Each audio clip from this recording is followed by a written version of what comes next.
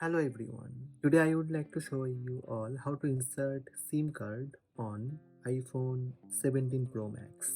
Let's have a look. For this video I am using iPhone 17 Pro Max. First, you need to find the SIM card slot. It's located on the left side of the device, right below the volume buttons.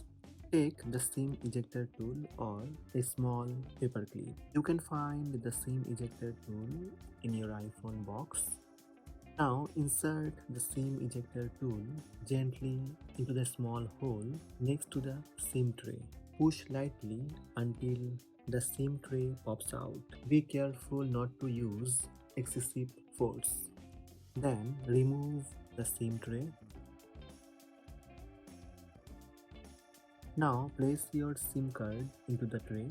When placing the SIM card into the tray, make sure the gold chip is facing upwards. Also make sure to align the SIM card with the tray. The card corner should match the shape of the slot. Once the SIM card is securely in place, slide the tray back into your iPhone. Now power on your iPhone. Long press on side button until you see Apple logo. After you have properly inserted the SIM card into the iPhone 17 Pro Max, it should be detected by your iPhone and you should be able to use your mobile internet, make phone calls and perform other actions.